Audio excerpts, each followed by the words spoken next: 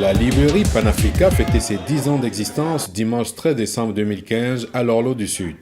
Zema Omba, fondateur et président de la librairie, trace quelques moments historiques de son aventure et nous fait part de ses ambitions futures. Plusieurs proches et amis ont adressé leurs vœux à Zema, une figure emblématique de combativité mais aussi de réussite dans la communauté africaine de Belgique. Première librairie moderne de la littérature africaine en Belgique, le Panafrica de Bruxelles fêtait ses 10 ans d'existence dimanche 3 décembre 2015 à l'Orlo du Sud. Retrouvailles, convivialité et bonne humeur étaient au rendez-vous. Parents, proches et amis de toutes nationalités étaient présents pour magnifier ce moment autour d'un verre de l'amitié, de la bonne musique africaine en général et congolaise en particulier. Un moment spécial pour les organisateurs qui ont saisi l'occasion pour offrir au public un beau cadeau de Noël à travers le marché de Noël du livre à des prix cassés.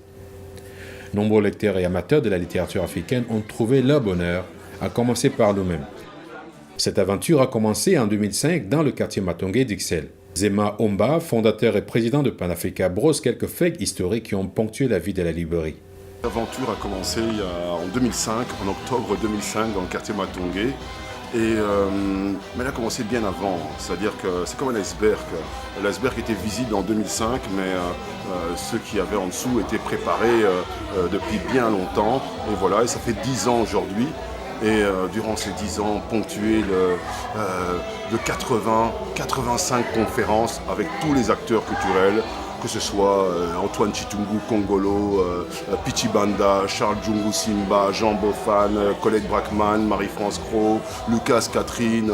C'est ce qui me vient à la tête, mais on peut continuer comme ça sur 80, donc on va s'épargner ça. Mais surtout la diffusion de livres panafricains dans le quartier Matongé. Première librairie moderne, et voilà. Et ça correspondait à la naissance de ma fille. Elle a 10 ans aujourd'hui, et sa mère est belge, et moi congolais. Et donc je me disais, quand on est comme ça de deux cultures, il faut être calé dans les deux. Et donc, moi, ma responsabilité, c'était la culture venant du continent africain. Donc, vous comprenez, j'ai pas été par 36 chemins, j'ai fait une librairie panafricaine. On a commencé avec 100 bouquins, on en a 10 000 aujourd'hui après 10 ans, et on achète une librairie dans 3 mois. Donc voilà, après cet achat, je dirais que je prends congé à titre personnel de la librairie. La librairie devient une institution. Donc il n'a pas encore le site. Après 10 ans, je pense qu'on peut avoir le site internet parce qu'on était vraiment impliqué dans la recherche, plongé dedans, on peut dire vraiment dans les abysses de la culture panafricaine. Et donc on en ressort aujourd'hui. Et aujourd'hui, on peut penser à des petits détails, des publicités, parce que durant 10 ans, on a fait non seulement 85 conférences, mais des stands dans les événements panafricains, je ne les compte plus. On est à 200, 300. Je n'ai jamais cherché vraiment à avoir de représentation panafricaine, mais par la force des choses, les gens finissent par le savoir. Et donc, voilà. Et aujourd'hui, c'est à l'Horloge du Sud, nous sommes accueillis par Ken Ndiaye, un ami de la culture, incontestablement. Et là, en regardant, je vois la toile de Jean Badjo que j'ai présentée à Ken pour venir faire la toile ici, dont j'ai les photos. C'est aussi ça le Panafrica, présenter des artistes peintres pour des projets, être très pragmatique et tout simplement faire briller la culture panafricaine à Bruxelles, capitale de l'Europe. Et voilà, Bruxelles qui a bien besoin de la sagesse panafricaine, surtout dans ces moments-ci, parce qu'on ne peut pas être bon dans tout. On est bon dans la technique, on est bon dans le monde technique et physique, mais la sagesse et la philosophie première, c'est pas notre fort. Voilà. Qu'avez-vous envie de dire aujourd'hui? Vous représentez une icône, sans aucun doute, de la culture africaine, de la littérature africaine, de tout ce monde qui ont participé à vos expositions lors des conférences qui viennent à la rencontre de la culture africaine, du livre africain. Qu'avez-vous de dire à tout ce monde-là? Qu'est-ce que j'ai envie de dire à tout ce monde-là? Qu'on continue. C'était une rencontre il y a 10 ans et une rencontre à vie est une bonne chose. De mon père et de ma mère, je tiens les amitiés à vie et c'est agréable. Dernièrement, mon père a perdu un ami. Ils étaient amis depuis l'âge de 16 ans et il est mort à 78 ans. Une amitié sans trouble. Prenons exemple. Cultivons les amitiés à vie. parce que nous avons besoin de renfort, de solidarité, parce que le défi ne s'arrête pas ici. Le Panafrica est destiné à être franchisé dans tous les pays africains et toutes les capitales européennes. Donc, à bon entendeur, à tous ceux qui sont panafricains dans ces capitales européennes ou africaines, venez et franchissez le Panafrica, même s'il y a d'autres activités. Moi, par exemple, je suis en partie dans l'immobilier et dans le droit, mais je m'occupe à plus de 50% de la culture panafricaine parce que c'est un impératif catégorique pour moi. Il y a des choses à rattraper, il y a des choses à enseigner, il y a des choses à combler. Il y a une place pour l'Afrique à Bruxelles et dans le monde entier. Voilà. Est-ce que vous pensez qu'il y a un rayonnement par rapport à tout ce que vous véhiculez comme image de la culture africaine ici à Bruxelles? Je peux constater qu'il y a 10 ans, les choses allaient un peu plus lentement. Les choses se sont accélérées en 10 ans. Elles ne vont faire que s'accélérer. Et tant qu'on parle des amitiés entre la Belgique et l'Afrique, c'est une bonne chose pour nous. C'est une réussite. Et j'en profite pour attirer l'attention sur un document que j'ai lu il y a quelques années. Il s'appelle le Traité de l'amitié belgo-congolaise. Et je voudrais vraiment que culturellement nous y arrivons. Et la Belgique, je dirais à mes amis belges une chose, et du promontoire belge, parce que sur toute ma vie de 40 ans, 42 ans, j'ai passé presque 38 ans en Belgique. Mais j'ai la particularité et la chance d'avoir tout le temps vécu sur les deux.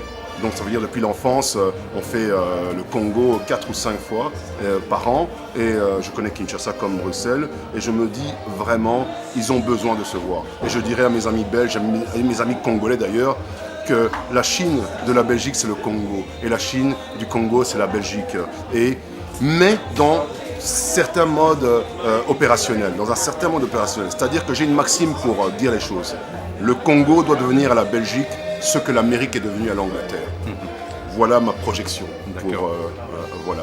Et sinon, mais Panafrica, c'est pas juste le Congo, c'est les 54 pays du continent. Donc, je traite autant avec mes amis sénégalais, mes amis maliens. Petit à petit, et c'était ça. Pendant 10 ans, j'ai pas encore pu rencontrer toutes les nationalités.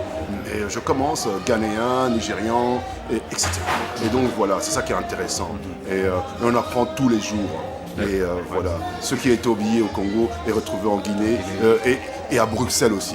Et je regrette vraiment, enfin je regrette pas parce que j'ai pas de regrets vraiment. Je suis porté positif et je pense qu'avec la force du cœur, la force de l'esprit, et il y a moyen de suppléer à tout. Voilà. Et donc c'est un cheminement. Voilà. Qu'est-ce qu'on peut vous souhaiter? Vous nous avez fait part de votre intention d'acquérir un bâtiment pour votre librairie. Qu'est-ce qu'on peut vous souhaiter à l'occasion de ces 10 ans d'anniversaire? Qu'est-ce qu'on peut me souhaiter? De pérenniser une librairie pour la communauté et qu'on dépersonnifie les choses, donc les personnes. Donc ça veut dire qu'on ne parle plus de Nzemamba, mais qu'on parle de Panafrica, librairie panafricaine à toute la communauté à Bruxelles. Voilà ce que je voudrais. Et je prendrai congé quand j'aurai atteint cet objectif d'ici quelques mois. Voilà. Merci beaucoup. Merci à vous. Et joyeux anniversaire. Et happy birthday to you. Et thank you. Plusieurs proches et amis ont souhaité leurs vœux à celui qu'ils considèrent comme un modèle de combativité et de réussite. Très bon anniversaire à Zema et Panafrica bien sûr. On l'encourage, on est content que ça dure. On sait comment c'est pas facile dans notre communauté de porter des projets, ne fût-ce que 2-3 ans. Alors quand quelqu'un réussit à les tenir pendant 10 ans, c'est une très bonne chose. Qu'est-ce qu'on lui souhaite? C'est de faire 10 fois 10 ans. Que dans 10 fois 10 ans, bon, nous on ne sera plus là, mais certains seront là pour se remémorer cette aventure-là et plaise au ciel ou aux ancêtres que ça se soit transformé en quelque chose de fort, que ça fasse plein d'autres petits Panafrica ailleurs dans le monde, parce que je sais que le Congo est en train de naître aussi au travers de Panafrica et son projet là-bas.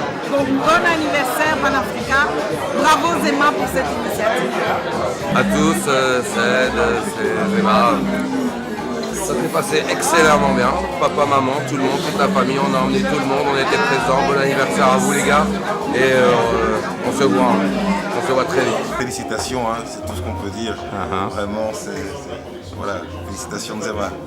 Il est tenace, il est engagé, qui continue son combat. combat et on est là. On est là, hein. Ouais. On le suit, pas toujours de près, mais on... Voilà. Là, vous avez choisi la salle où il y a peu de monde, là, mais si on va en bas, on voit bien tout le mouvement de solidarité là qu'il y a autour de Nzema. Ce qu'on veut faire, c'est continuer nos liens avec Panafrica, hein, voir ce qui va être proposé. D'ailleurs, nous avons une exposition sur les Congos, avec en Amérique latine. Et donc, je souhaite un très bon anniversaire à Nzema et à Panafrica. C'est l'occasion pour Brussels Information Press de souhaiter une très belle année 2016 à Nzema et à la librairie Panafrica.